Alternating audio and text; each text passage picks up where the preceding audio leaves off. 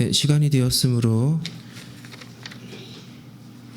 3월 둘째 주 중고등부 예배를 시작하겠습니다. 여호와께서 그 터를 바다 위에 세우시며 강들 위에 건설하셨도다. 여호와의 산에 오를 자가 누구며 그의 거룩한 곳에 설 자가 누구인가? 곧 손이 깨끗하며 마음이 청결하며 뜻을 허탄한 데에 두지 아니하며 거짓 맹세하지 아니하는 자로다. 그는 여호와께 복을 받고 구원의 하나님께 공의를 얻었으니 이는 여호와를 찾는 족속이요 야곱의 하나님의 얼굴을 구하는 자로다. 하나님은 영이시니 예배하는 자가 영과 진리로 예배할지니라. 아멘.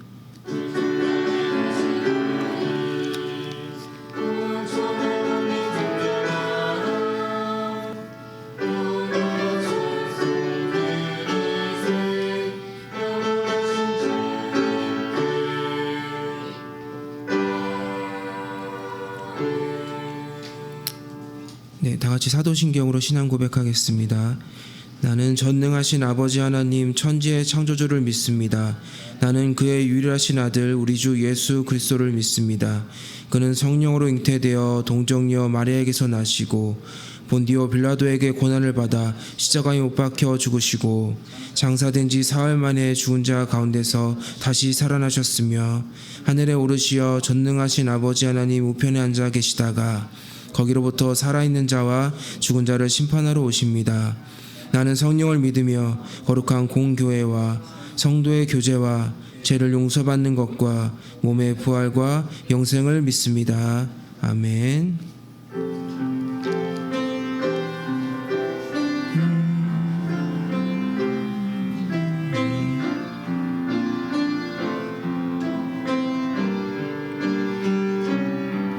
우리 모두 예배하는 자 되어 온전히 영과 진리로 주를 예배하자. 주가 우리와 함께 영원히 함께 하시고 마르지 않는 샘물로 우릴 채우시니 모두 예배하는 자 되어 온전히 영과 진리로 주를 예배하자. 주가 우리와 함께 영원히 함께 하시고 마르지 않는 샘물로 우릴 채우시리라. 네, 저희를 대표해서 서희우 학생이 기도 인도해 주시겠습니다.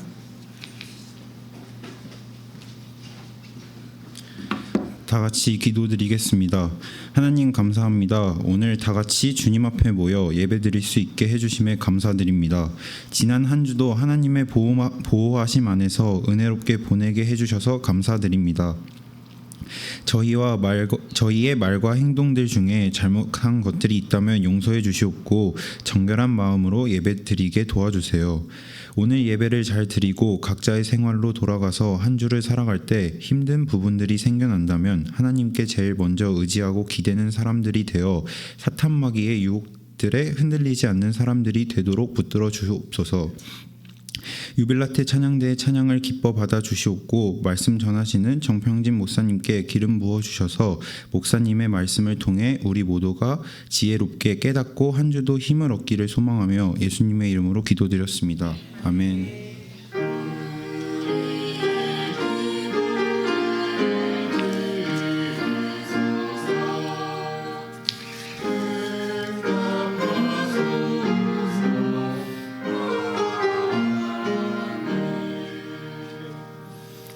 다 같이 말씀 읽도록 하겠습니다. 오늘 주신 하나님의 말씀은 마태복음 5장 1절부터 12절 말씀입니다. 신약성경 마태복음 5장 1절부터 12절 말씀 같이 한 절씩 교독하도록 하겠습니다. 제가 먼저 읽겠습니다. 그때 예수께서 많은 무리를 보시고 산에 올라가 앉으시자 그의 제자들이 다가왔습니다. 복되도다 마음이 가난한 사람들은 하늘나라가 그들의 것이다. 복되도다 온유한 사람들은 그들은 땅을 유업으로 받을 것이다. 복되도다 자비로운 사람들은 그들은 자비를 받을 것이다. 복되도다 평화를 이루는 사람들은 그들은 하나님의 아들들이라 불릴 것이다.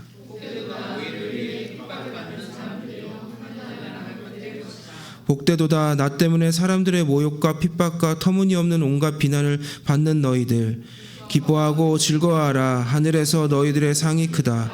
너희들보다 먼저 살았던 예언자들도 그런 핍박을 당했다. 아멘. 유빌라테 찬양대 찬양 들으시고 복음을 전하신 예수님이란 제목으로 말씀 듣도록 하겠습니다.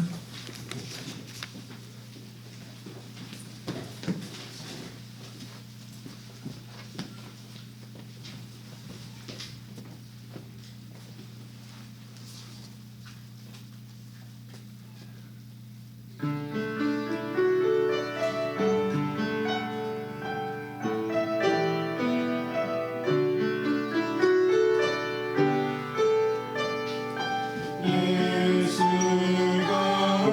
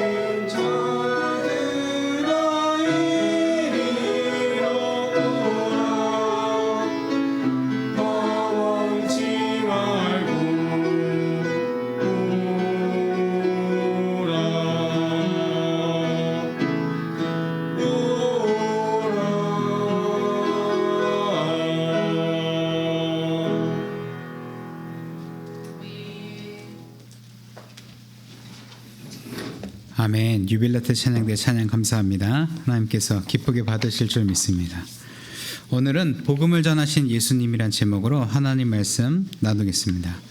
여러분, 이제 오늘부터 사순절이 시작됐습니다. 지난 이제 수요일이죠. 이게 돌아오는 수요일 말고 지난 수요일에 이미 참회 수요일 혹은 제의 수요일이라고 하는 애쉬 웬스데이를 시작으로 이제 우리 사순절이 시작이 됐습니다. 사순절은 지난 주보에도 또 광고 시간에도 우리 이야기 나눈 것처럼 부활절이 오기 전 40일 주간 동안 예수 그리스도의 고난과 희생, 그리고 그 예수 그리스도 오신 이유에 대해서 우리가 묵상하고 곱씹는 절기입니다. 그래서 여러분들이 이 사순절기가 매년 이제 돌아오는 거고, 또 이제 부활절도 다가오고 봄이구나 이렇게 생각하시기보다는 우리가 그동안 그리스도로부터 그리스도께로 시선을 늘 주목했어야 되는데 그러지 못했다가 절기가 맞아서 또 사순절기도 되었고 하니 우리가 복음의 중심에 서 계시는 예수 그리스도께 우리 시선을 다시 한번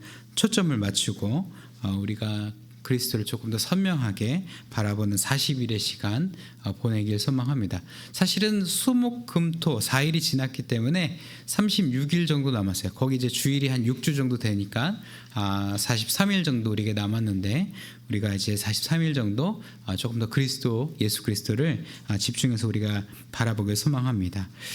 사진 하나를 보여드리려고 해요. 다음 사진 보여주세요. 혹시 여기 어딘지 아는 친구 있나요? 잘 모르겠죠. 이거 제가 한 2년 전쯤에 사순절 때는 아니고 다른 이제 이 오늘 같은 동일 본문을 아마 설교하면서 이 사진을 보여줬던 것 같은데, 이 가운데 지금 예쁜 아담한 건축물 하나가 보이죠? 저 건축물이 바로 유대 이스라엘에 있는 팔복교회라고 하는 교회입니다. 팔복교회. 그래서 지금 교회 보면 위에 천장이 팔각형으로 되어 있어요. 팔각형으로 되어 있고 지금 팔각형에 조금씩 창문이 네모난 창문이 위에 있는데, 이 창문에 예수님께서 전하신 복되도다, 오늘 본문에 있었던 그 복되도다가 이제 당시의 언어로 이제 기록이 되어 있고, 그것을 상징하는 그림들, 스테인글라스 그림이 또 안에 장식이 되어 있습니다. 다음 사진 한번 보여주세요. 네, 이게 정면이에요. 여러분, 한번 제가 또 말씀드렸죠. 매달 10,000원, 20,000원씩 열심히 모아서 한 10년 모으면 성지순례 갈 수 있다는 거. 성지순례 290만 원이면 지금 갈 수 있습니다. 그러니까 여러분 열심히 모아보세요. 세뱃돈 받으면 그걸로 막 사고 싶었던 막 옷 사입고 막 그 별풍선 이런 거 쓰지 말고 다 돈 모아가지고 이렇게 성지순례 가가지고 우리 예수님께 별풍선 보내드린다는 마음으로, 여러분 그런 거 안 하시겠지만 여러분들 그런데 사실 다녀오고 나면은 말씀이 달리 읽혀져요. 막 또 거기 갔었는데 막 입체적으로 보인다는 거죠. 다시 앞사진을 한번 가주시겠어요?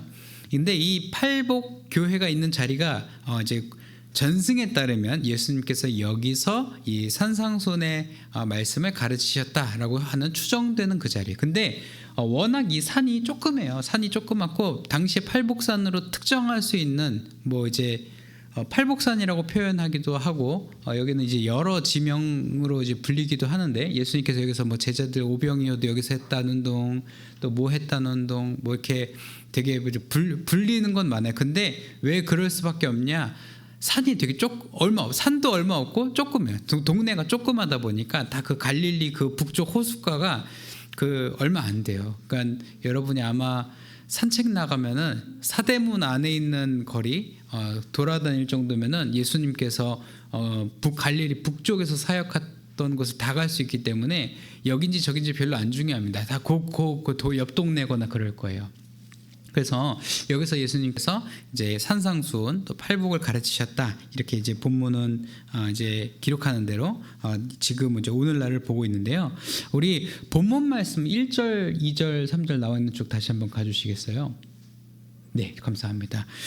마태복음 이제 우리 5장에서 보면은 예수님께서 이 산상수훈의 말씀을 시작하는 부분에 배경이 나오고 있습니다. 1절에 보시면은 여러분 1절 한번 다시 한번 같이 읽어볼까요? 시작. 그때 예수께서 많은 무리를 보시고 산에 올라가 앉으시자 그의 제자들이 다가왔습니다.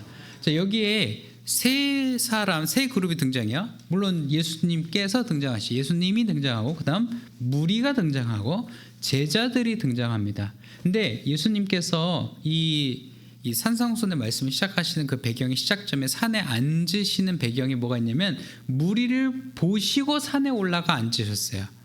즉 예수님께서 앉아 있는데 이 무리가 몰려든 게 아니라 먼저 예수님께서 많은 무리를 보시고 여기 사람이 많이 따라오고 있네. 이 친구들을 데리고 조금 말씀을 나눠야 되니까 좋은 데를 찾아보자 했을 때 산으로 올라가신 거죠. 근데 이제 산은 여러분 이제 우리는 그런 느낌 별로 없지만 당시 유대인들의 세계관 속에는 산 하면은 막 말씀을 받는 곳, 그런 약간 영적인 뭔가 스팟이라고 생각을 했어요. 모세도 율법을 받아왔고 또 이제 산에서 임하시는 하나님의 이미지들이 이제 구약 성경에는 이제 다분히 드러나고 있기 때문에 뭔가 산 하면 축복 혹은 저주 혹은 하나님의 말씀 이런 것들이 행하지고 선포되는 곳, 이렇게 이해를 하고 있었다는 거죠. 그래서 예수님께서 그런 거를 이제 오버랩 하시려는 심리적인 의도가 있었는지는 알 수 없지만 유대 문화적으로 보나 또 예수님께서 무리들과 함께 둘러앉을 만한 곳을 특정하셨던 것으로 보나 저 팔복산 정상이 좋겠다 이렇게 생각을 하셨던 거죠. 근데 앉으셨는데 재미있는 것은 말이에요, 무리들이 예수님을 보려고 왔을 거 아니에요. 근데 예수님께서 이렇게 다 앉으니까 예수님께 다가온 사람들은 무리들이 아니라 그 중에서도 누구였냐? 제자들이 다가왔다라고 기록하고 있어요. 그래서 이 자리에 바로 이제 말씀을 가르치시죠.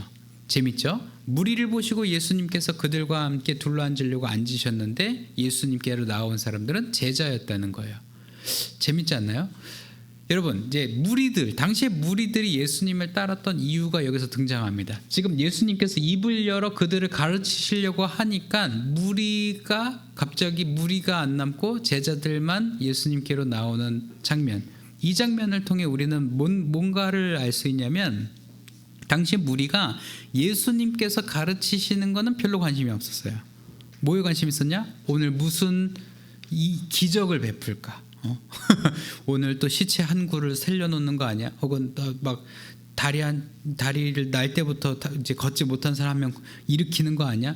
또 오병이어를 막 이제 베푼다던데 그걸로 기적을 일으킨다던데 오늘 또 먹거리 엄청나게 막 여기 장터 하나 여는 거 아니야? 막 그런 기적을 보기 위해서 예수님을 따랐는데 예수님께서 기적을 안 하고 앉아서 말씀을 가르치려고 하니까 뭐야 오늘 오늘 그냥 나가리네 그러면서 이제 별로 관심을 두지 않았다는 거죠. 오히려 그것과 상관없이 예수님의 행적에 따른 말씀, 예수님께서 우리에게 오늘 어떤 말씀을 주실지를 기대했던 사람들, 예수님이 뭘 하시건 간에 예수님을 따르려고 했던 그 사람들, 즉 제자들만이 예수님께로 다가왔다는 거죠. 그래서 팔복산에서 말씀을 가르치셨을 때 무리들이 막 수천의 무리들이 막 다 들었을 거라 생각하지만 실제로 그렇지 않고 나온 제자들만 그걸 들었다는 거죠. 자, 여기서 제가 이제 제가 수련회 때도 말씀드렸던 거지만 여러분 꼭 기억하시길 바랍니다. 우리는 예수님이 그냥 신기하고 예수님이 어떤 기적을 베풀까 궁금해서 무리처럼 따라다닐 수도 있었다는 거죠. 여러분의 오늘이 있기 이전까지 내 모습이 더 그랬을 수도 있다는 거죠. 엄마가 가니까 나도 가고, 아빠가 가시니까 나도 가고, 할아버지 할머니 여기 계시니까 나도 그냥 무리처럼 따라왔을 수 있다는 거죠.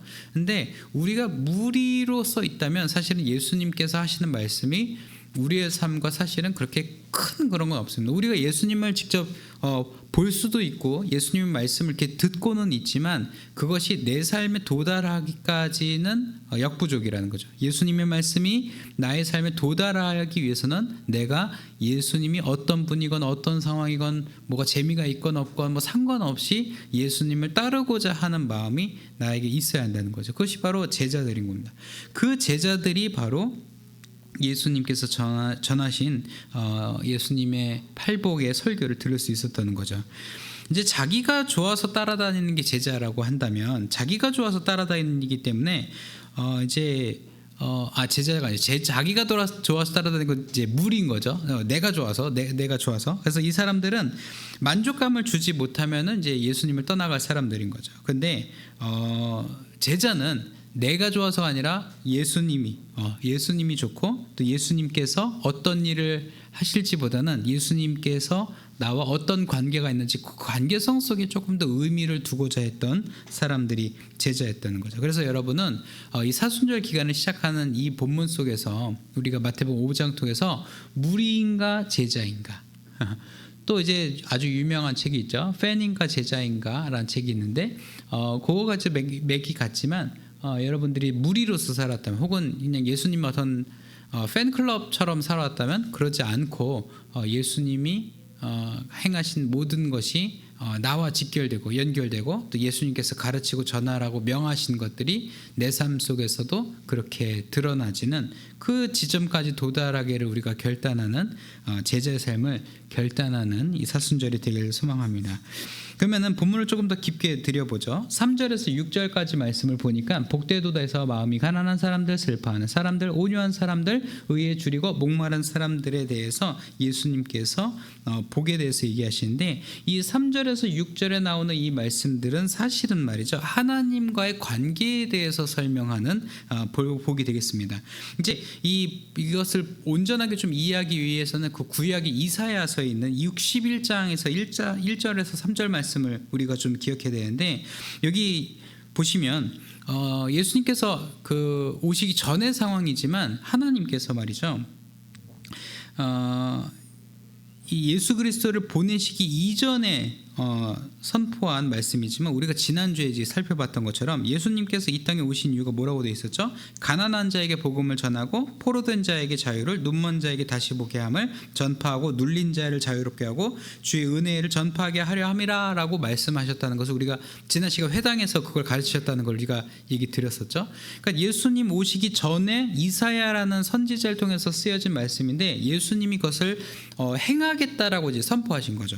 그러니까 즉 예수님께서 말씀하신 이사야 61장 1, 3절의 목적이 내 목적이다. 내가 이 땅에 온 것, 또 내가 이 땅에 구원자로 온 것은 막 이스라엘 막 대회복 막 그런 거 너희들 다 부자 만들어주고 우리 주머니에서 정말 막 포르쉐 키가 나오고 롤스로이스 키가 나오고 그런 거가 우리가 있는 것이 아니라 우리 마음속에서 응축되어 있는 우리 마음속을 괴롭게 하던 그 모든 것들에 대해서 우리가 벗어날 수 있도록 그러니까 어떤 억눌린 모든 것으로부터의 자유 그러니까 자유에 조금 포커스가 있는 거죠. 성공이 아니라 어떤 부강한 것이 아니라 우리의 참 자유함이 있다는 거죠.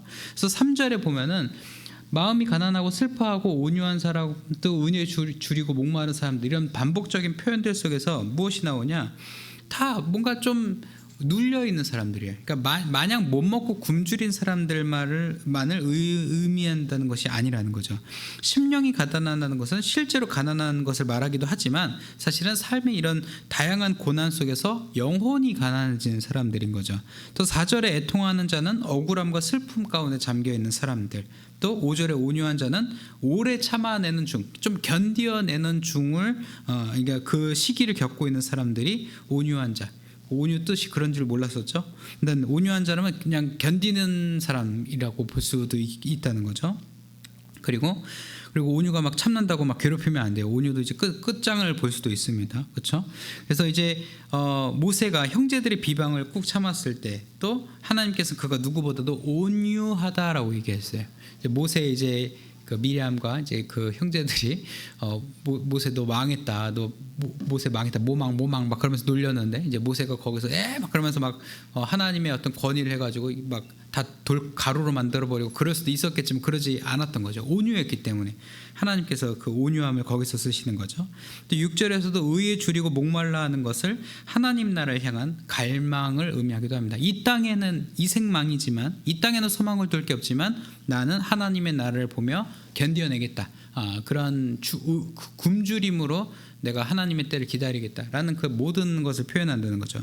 이것은 다 무엇이냐면 3절에서 6절 말씀이 다 하나님 없이는 아무것도 할 수 없는 사람, 그런 사람들. 그러니까 나는 하나님만이 소망입니다. 나는 하나님만이 희망입니다라고 고백하던 사람들을 의미한다는 그 그룹들에게 복이 있다는 것을 하나님께서 예수 그리스도를 통해서 보여주시는 거죠. 그러니까 복의 개념을 뒤집는 거죠. 이전까지 지금 우리도 그러지만 유대인들도 똑같았어요. 유대인들도 복의 개념 하면은 잘 살고 막 좋은 집 살고 나라가 부강해지고 그 강대국이 되고 이런 것들의 포인트가 있었다는 거죠. 지금의 이스라엘을 보면 알 수 있는 것처럼 말이에요. 지금의 이스라엘의 행보가 똑같다는 거죠. 근데 이 복을 완전히 뒤집는 거죠. 즉 사람들이 가지고 있었던 복의 기대와 예수 그리스도께서 전하신 복의 기대는 완전 엇갈렸는데, 그러니까 뒤집어 엎는, 거의 이제 판을 깨는 그 정도의 파격을 예수 그리스도께서 보여주신 거죠. 시편 73편 28절에서 시편 기자가 이렇게 고백을 하죠. 하나님께 가까이 하면 내 복이라 라고 이야기합니다. 즉 시편 기자에게서도 복은 하나님께 가까이 하는 것, 하나님과의 관계가, 그 인티머시가 나한테 굉장히 좋은 것이 내게 복이지, 내가 뭘 잘 받고 잘 누리고 잘 먹고 잘 사고 잘 싸고 이런 것에 있다는 것이 아니라는 거죠. 즉 제자의 삶은 내가 막 많은 걸 누리고 막 예수님께서 행하신 기적을 내가 수혜를 입고 막 그것을 기대하는 사람들이 제자인 것이 아니라 그건 무리들이고, 그런 건 무리들이고, 진짜 제자는 무엇이냐?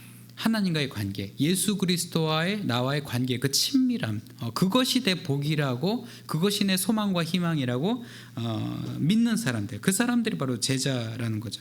그래서 제자의 삶은 하나님을 가까이 하며 하나님의 뜻을 알아가는 그 여정이라는 거죠. 제가 지난 시간에도 얘기했죠. 그 이제 비둘기, 평화의 상징이자 정보 교류의 상징인데, 그 유발 하라리의 넥서스에서도 정보가 공유될 때 평화로 인식된다는 거죠.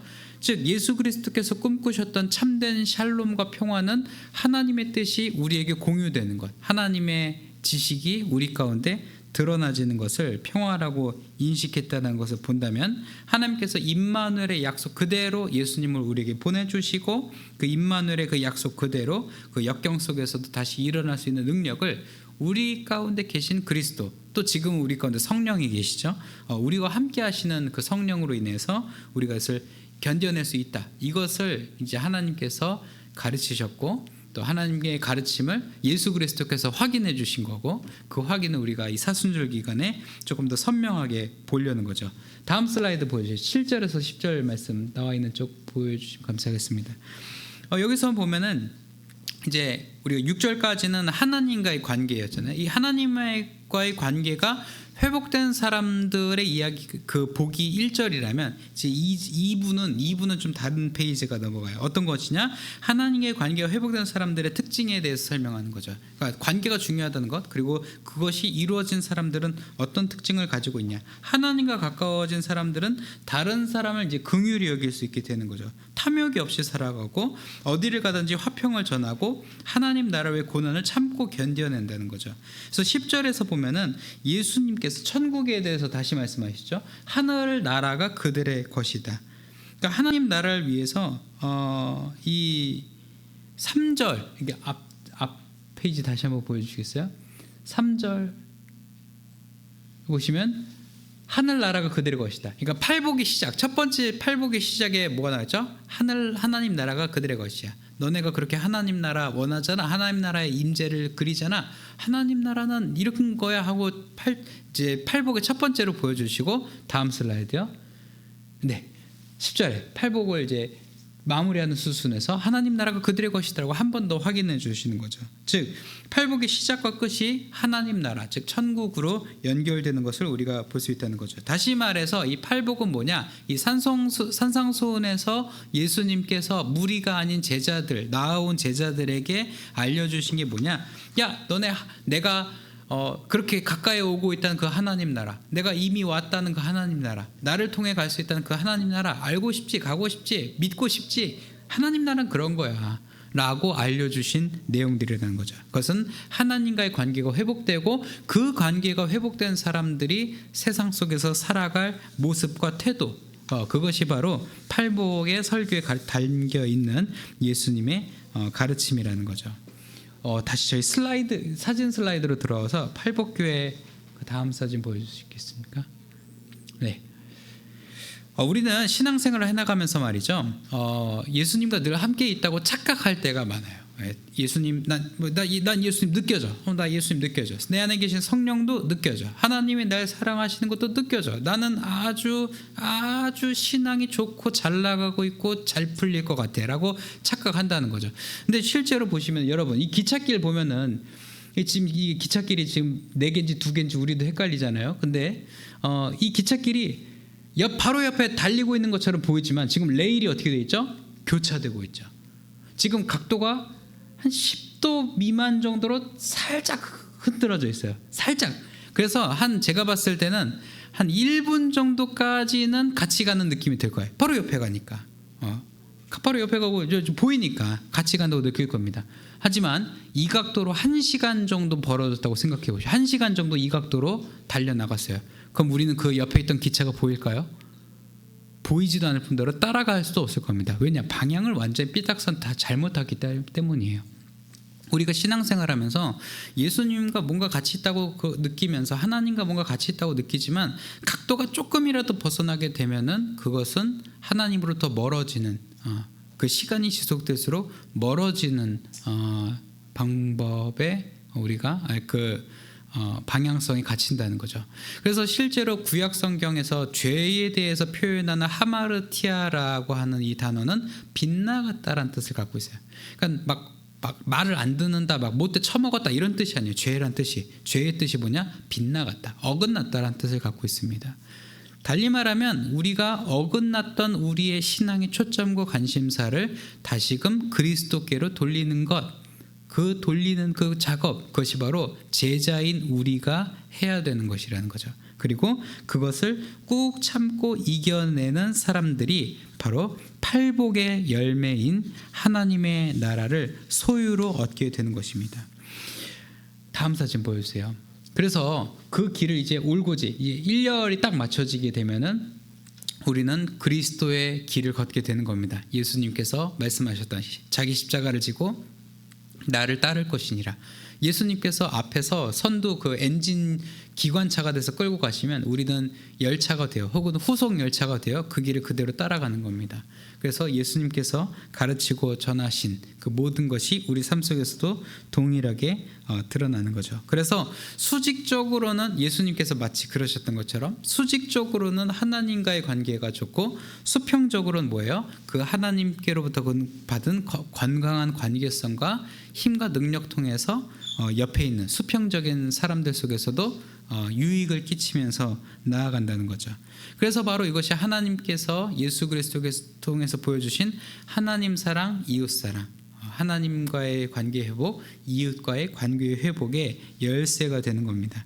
그래서 여러분 진정한 제자라면 하나님을 사랑할 뿐만 아니라 그 사랑을 이웃에게도 흘려보내면서 하나님을 증언하는 것이 제자의 삶이라는 거죠. 그래서 우리가 하나님을 가까이 하고 하나님 뜻을 기꺼이 따라가다 보면은 자연스럽게 우리는 하나님의 마음과 성품, 인격, 예수 그리스도의 인격을 우리가 닮아가게 되고 하나님의 뜻을 이 땅 가운데 이뤄내는 사람들이 될 것이라는 겁니다. 다음 사진 보여주세요.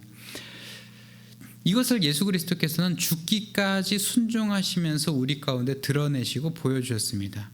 비록 당시의 바리새인 또 유대인들 또 당시에 그 억눌림 속에 있었던 사람들은 메시아에 대해서 구원자에 대해서 조금 다른 기대치를 갖고 있었지만 예수님께서는 말씀하신 것처럼 판을 뛰엎는 판을 깨는 행보와 사역을 보여주셨다는 거죠. 하지만 무리들은 그 기대가 달랐기 때문에 무리는 떠나갔지만 예수님께서는 그 떠나가는 무리에 상처받지 않으시고 또 마음 아파하지 않으시고 본인의 사역과 사명을 다 하셨습니다. 그리고 그것의 열매로 제자들이 세워지고 그 제자들을 통하여 교회가 또 하나님 나라의 선교가 이 땅 가운데 일어났다는 거죠. 그래서 저는 여러분들이 그 전에 있었던 바리새인 또 율법학자 서기관들처럼 나는 하나님 말씀 잘 알아, 나만큼 신앙생활 잘하는 사람이 어디 있어, 내가 신앙생활 진짜 잘하는 거지, 나는 3대째 신앙이냐 라는 것을 우리의 자랑으로 삼다 보면은 우리의 잘못된 혹은 굴절된 신앙 가치관 속에 그리스도의 가치를 우리가 잊어버리고 잃어버릴 수 있다는 것을 여러분 우리가 꼭 기억하시기 바랍니다. 우리가 그리스도와 하나 되기를, 우리가 그리스도에 동참하기를 우리가 결단하지 않는다면 우리와 조금씩 벌어진 그리스도와의 그 각도에서 조금의 오차는 우리를 그리스도로부터 멀리 떨어지게 할 것이며, 우리 삶 속에서 하나님의 일들이 일어나지 않는 건 당연하다는 거죠. 그래서 하나님께서는 우리가 복의 통로가 되길 원하시고 그 통로에 우리가 함께하길 원하시는데, 그 역할을 감당하기 위해서는 우리가 그리스도를 마땅히 따라가야 하는 것입니다. 다음 마지막 사진, 성공에 대해서 이거는 제가 설명했기 때문에 넘어가겠습니다. 두 개 넘어가고 마지막 사진 보여주시겠습니다. 네, 이 사순절 시작하면서 우리가 이 문구를 기억했으면 좋겠어요. 저는 사순절을 표현하는 많은 문구 중에 제가 가장 좋아하는 표현은 Season of Renewal이라는 뜻이에요. 여러분, 리뉴얼이 뭐죠? 맞아요. 뭐 이렇게 뭐 표현하면 그렇지만 이렇게 전면 개편, 전면 개정 작업 뭐 이렇게 할 수 있겠죠. 그러니까 다 없는 거예요. 다 없고 완전히 새롭게 하는 것이 이제 리뉴얼인데, 왠지 사순절 하면은 우리가 느낌적으로 보면은 막 고난에 참여하고 죽고 막 금식하고 막 안 즐기고 막 그런 거라고 우리가 생각할 수 있잖아요. 물론 그런 방식으로도 우리가 리뉴얼을 경험할 수 있지만, 우리가 그보다 먼저 정말 본질적으로 우리가 본다면, 우리가 그동안 잃어버렸던 시선 고정, 예수 그리스도를 향한 우리 시선 고정을 그동안 이제 놓쳐왔다면 그것을 다시금 교정하는 시간, 또 그 교정된 시간 속에서 그리스도를 더 선명하게 보는 시간이 사순절의 시간이 되어야 하는 줄 믿습니다. 그래서 우리가 이제 시선을 막 분산해 가지고 막 무리처럼 막 뭐야 이러면서 예수님 따라다니는 게 아니라, 정말 예수님이 좋아서, 정말 예수님을 사랑해서, 정말 예수님의 사역에 기대돼서 예수님의 곁에 남기로 결단하면서 제자로 나아가는 여러분이 되기를, 또 저가 되기를 소망합니다. 그런 결단이 우리에게 있을 때에 하나님과의 관계의 회복은 물론 그 회복을 기반으로 우리 주변에 평화의 샬롬이, 하나님 나라의 평안과 샬롬이 우리 가운데 이루어질 것이며, 정말 우리 스스로도 느낄 겁니다. 우리는 하나님 나라를 소유한 자다, 우리는 하나님의 나라를 가진 자다, 약속받은 자다라고 여러분이 확신하며 살아가게 될 것입니다. 우리 시간 함께 찬양하며 나아가길 소망하는데요, 우리가 지난 시간부터 계속 같이 부르고 있는 찬양이죠. 우리가 함께 찬양하면서 예수 그리스도와 함께 그 고난에 참여하며 예수 그리스도의 제자로 살아가겠다는 마음 담아서 주의 손에 나의 손을 포개고 함께 찬양합니다.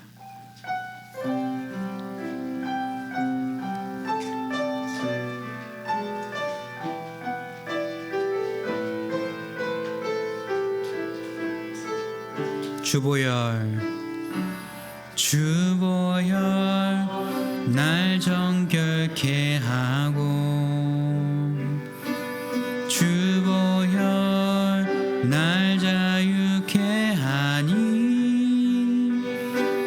주 앞에 나 예배하는 이 시간, 나의 모든 것을 주께 드리네.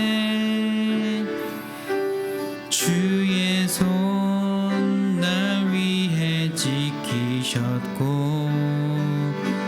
주의 발 날 위해 박히셨으니, 이제는 내가 사는 것이 아니요 오직 주를 위해 사는 것이라. 주의 손에 나의 손을 포개고, 주의 손에 나의 손을 포개고, 또 주의 발에 나의 발을 포개어, 나 주와 함께 죽고 또 주와 함께 살리라. 영원토록 주 위에 살리라. 주의 손에 나의 손을 포개고, 또 주의 발에 나의 발을 포개어, 나 주와 함께 죽고 또 주와 함께 살리라. 영원토록 주 위에 살리라. 시간 우리 함께 기도할 때에 이렇게 기도하며 나아갑시다. 하나님, 우리가 무리가 아닌 제자의 삶을 살아가길 결단하며 나아갑니다. 세상의 기준이 아니라 하나님 나라의 참된 복으로 살아갈 수 있도록 우리에게 힘과 용기를 더하여 주옵소서. 그리하여서 하나님 나라의 평안과 샬롬이 우리 삶 속에서 드러나게 하여 주시고, 하나님의 사랑, 예수 그리스도의 복음, 또한 우리와 동행하시고 능력 주시는 성령의 역사가 우리 삶 속에서 일어나게 하여 주옵소서. 우리가 그 역사의 출발점에서 예수 그리스도께 초점을 맞추는 사순절이 되게 하여 주옵소서. 우리 마음에 결단 담아서 기도하며 나아갑니다. 기도합니다. 하나님, 우리가 오늘 말씀을 받습니다. 이 사순절 모든 것이 새롭게 되고 모든 것이 새로운 직면과 국면을 맞이하는 사순절이 되게 하여 주옵소서. 우리가 그동안 우리의 시선이 그리스도께로부터 멀어져 있었다면 이제는 우리 시선을 돌이켜 그리스도를 선명하게 보게 하여 주옵소서. 그리스도를 똑바로 바라보고 예수님의 가르침을 똑바로 따라가며 예수님을 올곧이 붙들며 나아가는 우리가 되어서 이제는 더 이상 무리로 살다가 무리로 돌아가는 인생들이 아니라 예수 그리스도의 곁에 남아 제자가 되어 세상의 기준 대신에 하나님 나라를 바라보며 살아가는 예수 그리스도의 참된 제자로 살아가게 하여 주옵소서. 그렇게 살아갈 수 있도록 힘과 용기를 우리 청소년들에게 부어 주옵소서. 우리에게 힘과 용기와 지혜와 담력을 더하여 주옵소서. 그 용기와 능력 속에서 우리가 세상 속에서 믿음으로 살아갈 수 있는 우리가 되게 하사, 우리의 애통함과 녹록치 않음 속에서도 하나님 나라를 바라보며 살아가는 우리가 되게 하여 주옵소서. 우리 시간 또한 기도할 것은 우리 가운데 성공의 가치를 다시 한번 생각하기를 결단하며 나아갑니다. 하나님, 지금까지 우리는 무리로서 그 무리의 시각 속에 잠겨서 우리나라가 부강해지고 또한 자신의 삶이 형편이 나아지길 소망했던 그 당시의 유대인들처럼 내 성적이 올라가고 친구 가운데서 인싸가 되고 모든 사람에게 사랑받고 예쁨받고 인스타그램이나 SNS에서 팔로워가 늘고 라이크를 많이 받고 또 내 주변에서 모두가 날 좋아하고 사랑해서 내가 정말 바쁠 수밖에 없는 그런 삶을 우리가 선망했지만 오늘 예수님의 가르침을 통해서 그러한 삶이 평화로운 삶, 하나님의 복이 아니라 애통함에서도 굶주림 속에서도 하나님의 나라와 하나님만이 나의 소망이며 구조주이심을 그것을 믿고 결단하는 삶,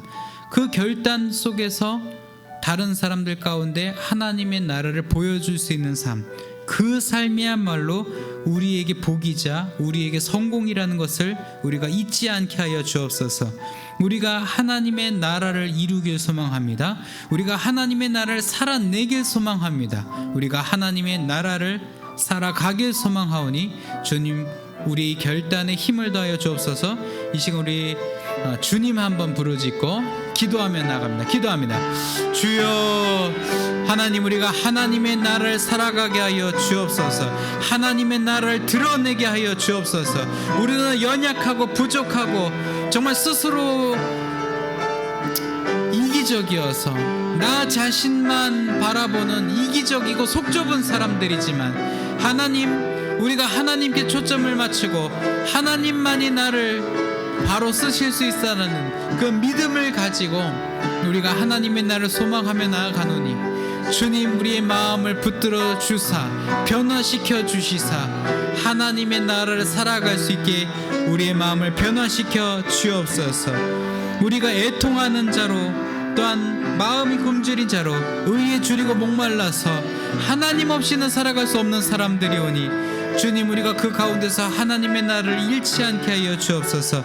하나님의 나라를 붙들게 하여 주옵소서. 그리하여서 예수 그리스도께서 꿈꾸시고 예수 그리스도께서 전하시고 예수 그리스도께서 이루신 그 하나님의 나라를 우리 삶을 통하여서 이루고 전하고 넓혀 나가는 우리가 되게 하여 주시옵소서. 주시옵소서. 주시옵소서. 하나님, 오늘 말씀을 듣고 묵상하며 우리가 당시 유대 사람들과 결코 다르지 않다는 것을 회개합니다. 당시 유대 사람들이 물질적인 풍족, 자손들의 번창, 또 사회적인 존경, 번영, 성장과 연결지어서 그 복을 이해했지만 우리 또한 그 복에 의해서 자유하지 못했습니다. 하지만 오늘 말씀을 통해 예수 그리스도께서는 전혀 다른 복을 전하셨음을 발견합니다. 그리고 예수 그리스도께서는 그 전혀 다른 복의 가치대로 사셨고 그 가치를 위해 죽기까지 헌신하시고 희생하셨다는 것을 우리가 또한 발견합니다.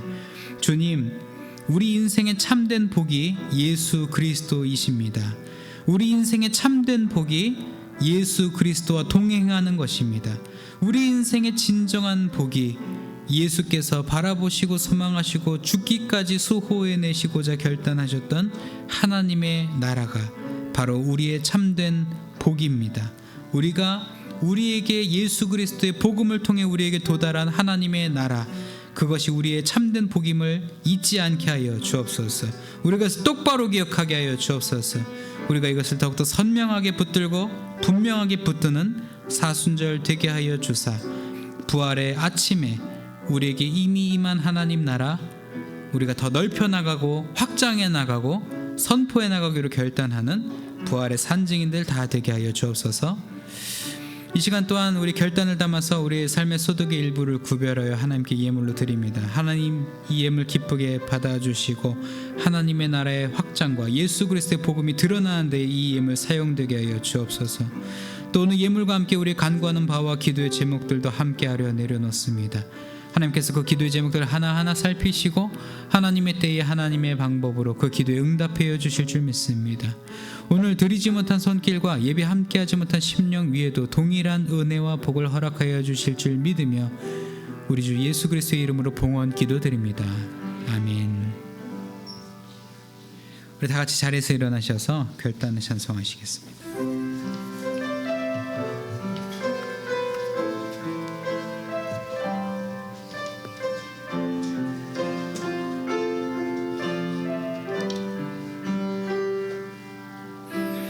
나의 평생에 가장 복된 일은 내가 예수님을 만난 것이라.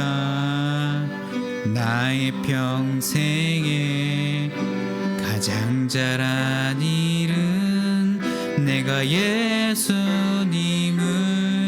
주로 섬긴 것이라. 이 세상 살 동안 내가 걷는 길이 때론 험하여서 넘어질 때도 주의 강한 손이 나를 붙드시니 나는 예수님만 주로 섬기며 살리. 나는 주를 섬기는 것에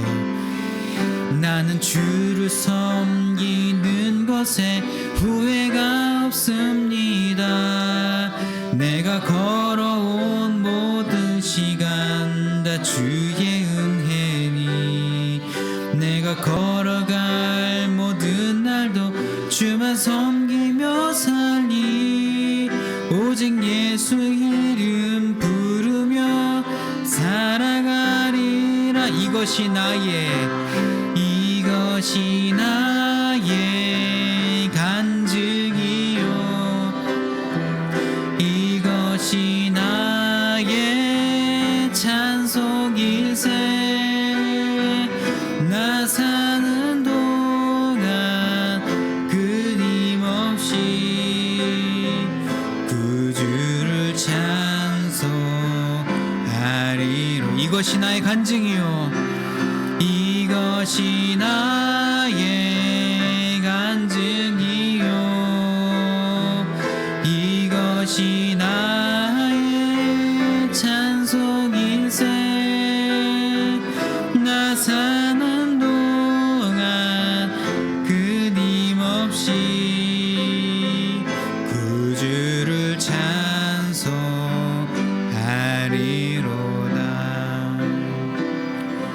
우리를 죄와 어둠 속에서 건져 하나님의 자녀 삼아 주신 주 예수 그리스도의 구속의 은혜와 역사의 주인이신 우리 아버지 하나님의 무한하신 그 사랑하심과 보혜사 성령님의 내주교통 형통하게 계시는 역사가 오늘 말씀을 기억하며 예수 그리스도께서 이루고자 결단하시고 죽기까지 헌신하시고 희생하신 그 하나님의 나라가 나에게 참된 복임을 기억하며 살아가기로 다짐하는 이 자리에 고개 숙인 을지로교회 중고등부 자녀들과 우리를 지도하시는 선생님들과 주님의 몸된 을지로교회와 우리의 가정과 학교와 일터 위에 우리 조국 대한민국 위에 이제로부터 영원까지 함께 하옵시기를 간절히 축원하옵나이다.